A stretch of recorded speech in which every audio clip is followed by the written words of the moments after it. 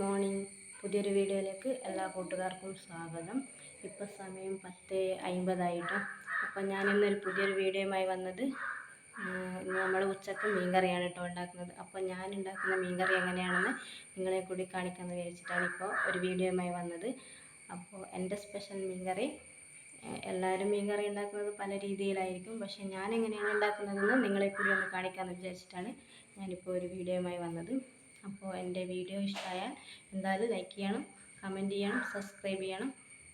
അപ്പോൾ on voice ചെയ്യുമ്പോൾ ഇല്ലേ നമ്മുടെ സൗണ്ട് അത്ര ക്ലിയർ ആകുന്നുണ്ടോ എന്നറിയില്ല. അപ്പോൾ കാരണം എന്ന് വെച്ചാൽ നമ്മുടെ പുറത്തുള്ള സൗണ്ടുകളും കാക്കേൻ്റെ സൗണ്ടുകളും പിന്നെ നമ്മുടെ ഇവിടുത്തെ കോഴി അല്ലാണ്ട് സൗണ്ട് ഉണ്ടാക്കും. അപ്പോൾ അതുമാത്രമല്ല ചീവീടിൻ്റെ സൗണ്ടാണെങ്കിൽ ചവിട്ടിനടിച്ചിട്ട് ഒരു രക്ഷയും ഉണ്ടാവില്ല. അപ്പോൾ ഞാനിപ്പോൾ വാതിലടിച്ചിട്ടാണ് ഈ വീഡിയോ എടുക്കുന്നത്. അപ്പോൾ സൗണ്ട് ക്ലിയർ ആകുന്നില്ലെങ്കിൽ ഒന്ന് കമൻറ്റ് ചെയ്യണം കേട്ടോ.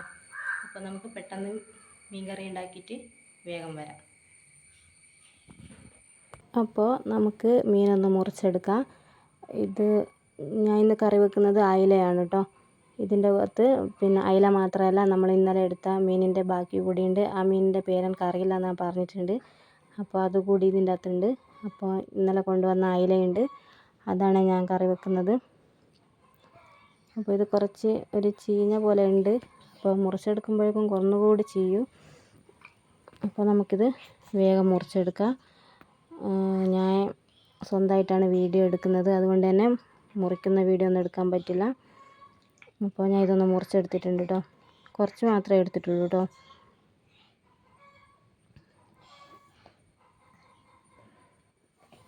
അപ്പോൾ പുറത്ത് നല്ല മഴയാണ്, നല്ല മഴ പെയ്യുന്നുണ്ട്.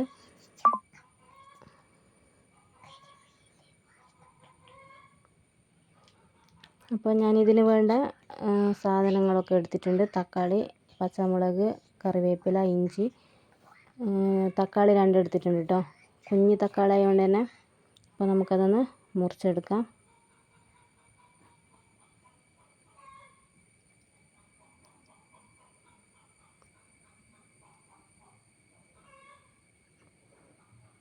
ഇതൊക്കെ ഞാനൊന്ന് മുറിച്ചെടുത്തിട്ടുണ്ട്.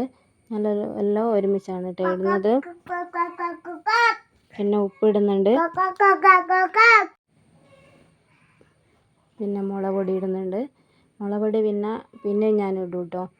ഇപ്പോൾ ആവശ്യത്തിനുള്ള ഇട്ടിട്ട് പിന്നെയും തിളച്ചാൽ വേണമെങ്കിൽ പിന്നെയും ഇടും. പിന്നെ മഞ്ഞൾപ്പൊടി ഇട്ടിട്ടുണ്ട്. പിന്നെ ഞാൻ ഇതിൻ്റെ അകത്ത് പുളിയാണ് എടുക്കുന്നത്. ഇടയ്ക്ക് ഞാൻ തണമ്പുളി എടുക്കാറുണ്ട്, പക്ഷേ ഇന്ന് ഞാൻ പുളിയാണ് എടുക്കുന്നത് കേട്ടോ.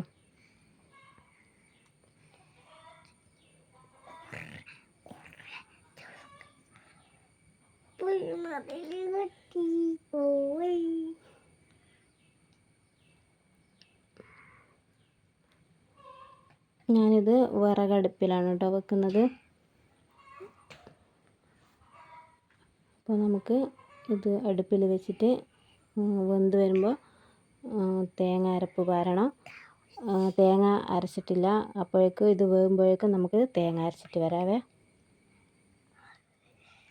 അപ്പോൾ കുറച്ച് മാത്രമേ ഞാൻ തേങ്ങ എടുത്തിട്ടുള്ളൂ. അത് നല്ലപോലെ അരയണം കേട്ടോ. മിക്സിയിലിട്ടിട്ട് ഗ്രൈൻഡറിൽ അരക്കുന്നതാണ് കുറച്ചുകൂടി നല്ല അരവ് വരും. മീൻ കറി ആകുമ്പോൾ തന്നെ നല്ല അരവ് ഉണ്ടാവണം, എന്നാലേ ടേസ്റ്റൊക്കെ ഉണ്ടാവും. അപ്പോൾ ഇതൊക്കെ നല്ലോണം വെന്ത് വന്നിട്ടുണ്ട്. മീനായതുകൊണ്ട് തന്നെ വേവാനും വലിയ താമസമൊന്നും വേണ്ട, പെട്ടെന്ന് തന്നെ റെഡിയാവും. അപ്പോൾ നമുക്ക് അരച്ച് വെച്ച തേങ്ങ അതിലേക്ക് ഒഴിച്ചെടുക്കാം.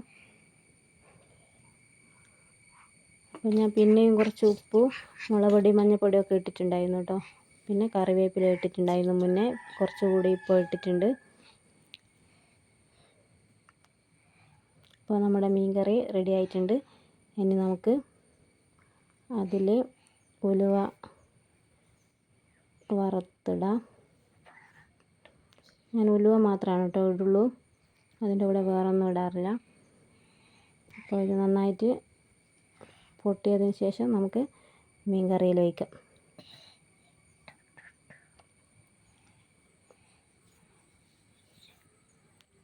അങ്ങനെ നമ്മുടെ മീൻ കറി റെഡി ആയിട്ടുണ്ട്. ഇഷ്ടമായാൽ ലൈക്ക് ചെയ്യണേ. ബായ്.